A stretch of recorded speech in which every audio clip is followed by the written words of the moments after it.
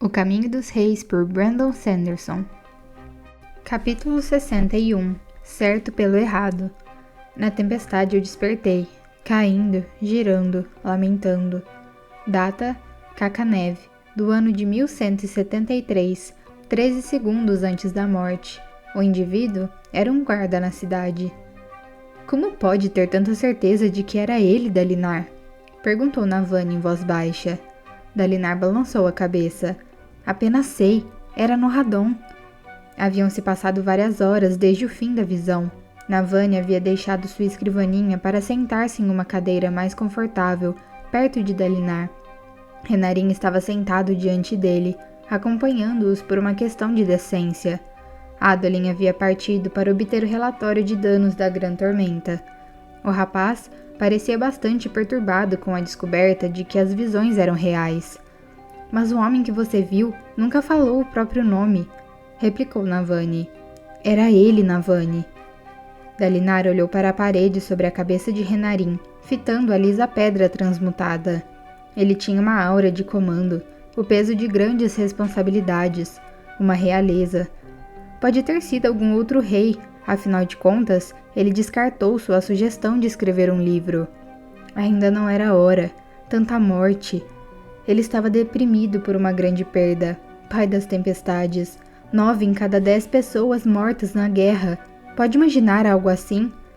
As desolações, respondeu Navani. Una as pessoas. A verdadeira desolação está chegando. Você sabe de alguma referência às desolações? Perguntou Dalinar. Não as histórias que os fervorosos contam, referências históricas.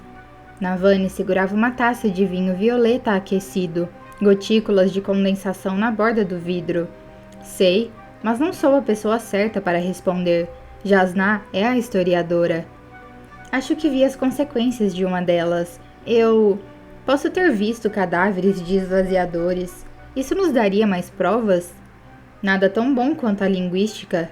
Navani tomou um gole de vinho. As desolações são temas de estudo da antiguidade. Pode-se argumentar que você imaginou o que esperava ver, mas essas palavras, se eu puder traduzi-las, ninguém poderá questionar que você está vendo algo real. A prancheta de escrever de Navani estava sobre a mesa baixa entre eles, o caniço e a tinta colocados cuidadosamente sobre o papel. Você pretende contar para outras pessoas das minhas visões? De que outra maneira poderemos explicar o que está acontecendo com você? Dalinar hesitou. Como poderia explicar? Por um lado, era um alívio saber que não era louco. Mas, e se alguma força estivesse tentando enganá-lo com as visões, utilizando imagens de Norradon e dos Radiantes porque ele as consideraria confiáveis? Os Cavaleiros Radiantes caíram, lembrou Dalinar. Eles nos abandonaram. Algumas das outras ordens podem ter se voltado contra nós, como dizem as lendas. Havia um tom perturbador em tudo aquilo. Conseguira outra pedra para reconstruir as bases de quem era, mas o ponto mais importante permanecia indefinido. Ele confiava nas suas visões ou não? Não podia voltar a acreditar nelas sem questionar, não agora que os desafios de Adolin haviam despertado preocupações reais em sua cabeça. Até que soubesse sua fonte, sentia que não podia falar a respeito. Dalinar, disse Navani, se inclinando para a frente. Os acampamentos de guerra comentam sobre seus episódios. Até as esposas dos seus oficiais estão perturbadas. Elas acham que você tem medo das tempestades, ou que tem alguma doença mental. Isso vai justificar suas ações. Como? Me transformando em algum tipo de místico? Muitos vão achar que essas visões passam perto demais de profecias. O Senhor vê o passado, pai, disse Renarin. Isso não é proibido. E se o Todo-Poderoso envia essas visões, então como os homens poderiam questionar? Adolin e eu falamos com fervorosos, replicou Dalinar. Eles disseram que era muito improvável que elas viessem do Todo-Poderoso. Se nós decidirmos que as visões são confiáveis, muitos vão discordar de mim. Navani se recostou, provando seu vinho, a mão segura pousada no colo. Dalinar, seus filhos me contaram que certa vez você procurou a antiga magia. Por quê? O que você pediu à guardiã da noite e que maldição ela lançou sobre você? Eu disse a eles que essa vergonha é só minha, respondeu Dalinar, e que não vou compartilhá-la. A sala ficou em silêncio. As rajadas de chuva que seguiam a grã tormenta haviam parado de cair no telhado. Pode ser importante, disse Navani finalmente. Foi há muito tempo, muito antes de as visões começarem. Não acho que as coisas estejam relacionadas. Mas podem estar. Sim, admitiu ele. Será que aquele dia nunca deixaria de assombrá-lo? Perder todas as memórias da sua esposa não fora o suficiente? O que Renarin pensaria? Será que ele condenaria o pai por um pecado tão odioso? Dalinar forçou-se a olhar nos olhos do filho. Curiosamente, Renarin não parecia incomodado, só pensativo. Sinto muito que você tenha descoberto minha vergonha, disse Dalinar, olhando para Navani. Ela acenou com indiferença. Fazer um pedido à antiga magia é ofensivo para os devotários, mas suas punições para isso nunca são severas.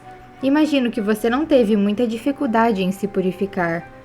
Os fervorosos me mandaram doar esferas para os pobres, respondeu Dalinar, e tive que encomendar uma série de orações. Nada disso removeu os efeitos ou minha sensação de culpa. Acho que você se surpreenderia com o número de olhos claros devotos que se voltam para a antiga magia em algum ponto da vida. Pelo menos, aqueles que podem viajar até o vale. Mas, de fato, me pergunto se existe alguma relação. Tia, disse Renarin, voltando-se para ela. Recentemente, solicitei uma série de leituras sobre a antiga magia. Concordo com a avaliação dele. Isso não parece o trabalho da guardiã da noite. Ela lança maldições em troca de pequenos desejos. É sempre uma maldição e um desejo. Pai, suponho que o senhor saiba quais foram essas duas coisas. Sim, sei exatamente qual foi minha maldição, e não tem relação com isso. Então é improvável que seja culpa da antiga magia. É, mas sua tia está certa em questionar. A verdade é que também não temos prova alguma que isso tenha vindo do Todo-Poderoso. Algo deseja que eu saiba sobre as desolações e os cavaleiros radiantes. Talvez a gente deva se perguntar qual é o motivo. O que foram as desolações, tia? Indagou Renarin. Os fervorosos falam dos esvaziadores, da humanidade e dos radiantes, e de lutas, mas o que eram realmente? Sabemos alguma coisa específica? Há folcloristas entre as escrivãs do seu pai que seriam mais úteis nessa questão. Talvez, acrescentou Dalinar, mas não sei ao certo em qual delas posso confiar. Navani fez uma pausa. Muito bem. Bom, pelo que pude entender, não há fontes primárias que tenham sido preservadas. Isso aconteceu muito tempo atrás. Lembro que o mito de Parasap e Nadris menciona as desolações. Parasap, disse Renarin. Foi ela quem procurou as pedras semente. Sim, para repovoar seu povo, que tinha sofrido muitas baixas. Ela escalou os picos de Dara. O mito varia, listando diferentes cordilheiras modernas como os verdadeiros picos de Dara, para encontrar pedras tocadas pelos próprios arautos. Ela as levou para Nadris no seu leito de morte, e recolheu a semente dele para dar vida às pedras. Elas chocaram 10 crianças, que ela usou para fundar uma nova nação. Acredito que seu nome era Marna. A origem dos Macabaquianos, disse Renarin. Minha mãe me contou essa história quando eu era criança. Dalinar balançou a cabeça. Nascidos nas pedras? As histórias antigas raramente faziam muito sentido para ele, embora os devotários houvessem canonizado muitas delas. A história menciona as desolações no início, disse Navani, responsabilizando-as pelo extermínio do povo de Parasap. Mas o que foram as desolações? Guerras. Navani tomou um gole de vinho. Os esvaziadores atacaram repetidas vezes, tentando expulsar a humanidade de Roshar-Pará da nação, assim como um dia forçaram a humanidade e os arautos a sair dos salões tranquilinos. Quando os Cavaleiros Radiantes foram fundados? Perguntou Dalinar. Navani deu de ombros. Eu não sei. Talvez fossem um grupo militar de um reino específico, ou quem sabe originalmente fossem um bando de mercenários. Isso facilitaria entender como eles acabaram se tornando tiranos. Minhas visões não dão a entender que eles eram tiranos, disse Dalinar. Talvez esse seja o verdadeiro propósito das visões, me fazer acreditar em mentiras sobre os radiantes, fazer com que eu confie neles, talvez em uma tentativa de me levar a imitar sua queda e traição. Eu não sei, disse Navani com ceticismo. Não acho que você tenha visto qualquer mentira sobre os radiantes. As lendas tendem a concordar que eles não foram sempre maus, pelo menos na medida em que lendas concordam em qualquer coisa. Dalinar se levantou e pegou a taça quase vazia de Navani. Então, caminhou até a mesa de bebidas e encheu-a novamente. Descobrir que não era louco devia ter ajudado a esclarecer as coisas, mas em vez disso, deixara-o mais perturbado. E se os esvaziadores estivessem por trás das visões? Algumas histórias que ouvira diziam que eles podiam possuir os corpos dos homens e obrigá-los a fazer o mal. Ou, se elas fossem do Todo-Poderoso, qual era seu propósito? Preciso pensar sobre tudo isso, disse ele. Foi um longo dia. Por favor, gostaria de ficar sozinho com meus pensamentos agora. Renarin se levantou e inclinou respeitosamente a cabeça, antes de seguir para a porta. Navani ergueu-se mais lentamente, o vestido esguio farfalhando enquanto deixava a taça na mesa. Depois, caminhou para apanhar seu fabrial que sugava a dor. Renarin partiu e Dalinar caminhou até o umbral da porta, esperando Navani se aproximar. Ele não pretendia deixar que ela o encurralasse sozinho novamente. Olhou através da porta. Seus soldados estavam à vista. Ótimo. Você não está nem um pouco satisfeito? Indagou Navani, detendo-se junto à porta perto dele com uma mão no batente. Satisfeito? Você não está enlouquecendo. E não sabemos se estou sendo manipulado ou não. De certo modo, agora temos mais perguntas do que antes. As visões são uma bênção, afirmou Navani, pondo a mão livre no braço dele. Posso sentir, Dalinar. Não está vendo como é maravilhoso?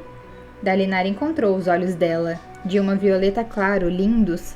Ela era tão ponderada, tão inteligente. Como desejava que pudesse confiar completamente nela. Ela sempre foi honrada comigo, ele pensou. Nunca falou com ninguém sobre minha intenção de abdicar, nem mesmo tentou usar minhas visões contra mim. Sentiu-se envergonhado por ter se preocupado algum dia com as ações dela. Navani Collin era uma mulher maravilhosa, uma mulher fantástica, incrível e perigosa.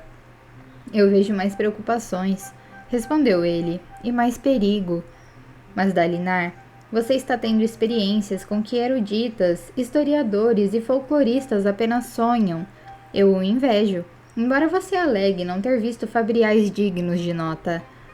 Os antigos não possuíam fabriais, Navani. Estou certo disso. E isso muda tudo o que pensávamos compreender sobre eles. Suponho que sim. Pelas avalanches, Dalinar. Ela suspirou. Não há mais nada que desperte sua paixão? Dalinar respirou fundo. Coisas demais, Navani. Minhas entranhas parecem enguias, emoções se contorcendo umas sobre as outras. A verdade dessas visões é perturbadora. É empolgante, corrigiu ela. Você falou sério mais cedo sobre confiar em mim? Eu disse isso? Você disse que não confiava nas suas escrivãs e me pediu para registrar as visões. Há algo implícito nessa ação. A mão dela ainda estava no seu braço. Navani estendeu a mão segura e fechou a porta para o corredor. Ele quase a deteve, mas hesitou. Por quê? A porta se fechou com um estalo. Estavam sozinhos. E ela era tão linda. Aqueles olhos espertos e excitáveis, acesos como paixão. Navani, disse Dalinar, controlando seu desejo. Você está fazendo de novo. Por que ele permitia que ela agisse assim? Sim, estou, respondeu ela. Sou uma mulher teimosa, Dalinar. Ela não parecia estar brincando. Isso não é decente, meu irmão. Ele estendeu a mão para abrir novamente a porta. Seu irmão? Cuspiu Navani, um lampejo de raiva no rosto. Porque todo mundo sempre se concentra nele. Todos se preocupam tanto com o homem que morreu. Ele não está aqui, Dalinar. Ele se foi. Sinto falta dele, mas nem metade da falta que você sente pelo que parece. Eu honro a sua memória, respondeu Dalinar com rigidez, hesitante, a mão na maçaneta. Isso é ótimo, estou feliz por você, mas já faz 6 anos e todos me veem como a esposa de um defunto. As outras mulheres me bajulam com fofocas inúteis, mas não me deixam participar dos seus círculos políticos. Acham que sou uma relíquia. Quer saber por que eu voltei tão rapidamente? Eu voltei porque não tenho um lar. Esperam que eu me retire de acontecimentos importantes porque meu marido está morto. Que eu fique zanzando por aí, paparicada, mas ignorada. Eu as deixo constrangidas. A rainha, as outras mulheres na corte. Sinto muito, disse Dalinar, mas eu não... Ela levantou a mão livre, tocando-o de leve no peito. Eu não vou aceitar isso de você, Dalinar.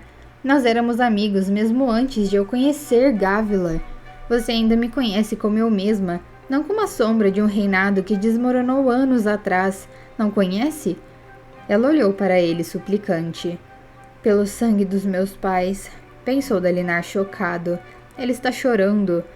2 pequenas lágrimas. Ele raramente a vira ser tão sincera. E assim, ele a beijou. Era um erro. Sabia que era. Ele a agarrou de qualquer modo, puxando-a para um abraço rude e apertado, e pressionando sua boca contra a dela, incapaz de se conter. Ela derreteu contra ele. Dalinar sentiu o gosto de suas lágrimas enquanto elas corriam pelos seus lábios e encontravam os dele. Durou muito tempo. Tempo demais. Um tempo maravilhosamente longo. Sua mente gritava com ele, como um prisioneiro acorrentado em uma cela e obrigado a assistir algo horrível. Mas parte dele desejara aquilo durante décadas. Décadas passadas assistindo seu irmão cortejar, casar e depois possuir a única mulher que o jovem Dalinar desejou. Ele tinha dito a si mesmo que nunca permitiria aquilo. Havia renegado seus sentimentos por Navani no momento em que Gavilar conquistou a mão dela. Dalinar havia se retirado. Mas o gosto dela, seu aroma, o calor do seu corpo contra o dele, era doce demais. Como um perfume desabrochando, lavou-o da culpa. Por um momento, aquele toque afastou tudo mais. Ele não se lembrava do medo das visões, da preocupação com Sadeias, da vergonha pelos erros do passado. Só conseguia pensar nela, linda, inteligente, delicada e forte ao mesmo tempo. Agarrou-se a ela, algo a que podia se apegar enquanto o resto do mundo fervilhava ao seu redor. Por fim, ele interrompeu o beijo. Ela o encarou atordoada. Esprenos de paixão, como pequenos flocos de neve cristalina, flutuavam ao redor deles. A culpa o inundou novamente. Ele tentou afastá-la gentilmente, mas ela se agarrou a ele, segurando-o com força. Navani, quieto. Ela pressionou a cabeça contra o peito dele. Não podemos. Quieto, repetiu ela de modo mais insistente. Ele suspirou, mas permitiu-se abraçá-la. Há algo de errado neste mundo, Dalinar, sussurrou Navani. O rei de Jaquevet foi assassinado. Fiquei sabendo hoje. Ele foi morto por um fractário chino de roupa branca. Pai das tempestades. Algo está acontecendo, continuou ela. Algo maior do que nossa guerra aqui. Algo maior do que Gavilar. Já ouviu falar das coisas estranhas que os homens dizem quando estão morrendo? A maioria das pessoas as ignora, mas os cirurgiões estão comentando, e os guarda-tempos sussurram que as gran-tormentas estão se tornando mais poderosas. Eu ouvi falar, respondeu ele, achando difícil falar, de tão inebriado por ela que estava. Minha filha está buscando alguma coisa, disse Navani. Às vezes ela me assusta, é tão intensa. Eu, honestamente, acredito que ela é a pessoa mais inteligente que já conheci. E as coisas que ela está pesquisando, Dalinar, ela acredita que algo muito perigoso se aproxima. O sol se aproxima do horizonte. A tempestade eterna está chegando. A verdadeira desolação. A noite das tristezas. Preciso de você, disse Navani. Sei disso há anos, mas temia que a culpa fosse arrasá-lo. Então fugi, mas não consegui permanecer longe, não com a maneira como me tratam, não com tudo que está acontecendo no mundo. Estou apavorada, Dalinar, e preciso de você. Gavilar não era o homem que todos pensavam. Eu gostava dele, mas... Por favor, Não fale mal dele. Muito bem. Sangue dos meus pais. Ele não conseguia tirar o perfume dela da cabeça. Sentia-se paralisado, segurando-a como um homem agarrado a uma pedra durante uma grande tormenta. Ela o encarou. Bem, que fique claro então que eu gostava de Gavilar, mas gosto mais de você, e estou cansada de esperar. Ele fechou os olhos. Como isso pode funcionar? Vamos dar um jeito. Seremos denunciados. Os acampamentos de guerra já me ignoram, disse Navani, e espalham rumores e mentiras sobre você. O que mais podem fazer conosco? Vão encontrar alguma coisa. Por enquanto, os devotários não me condenam.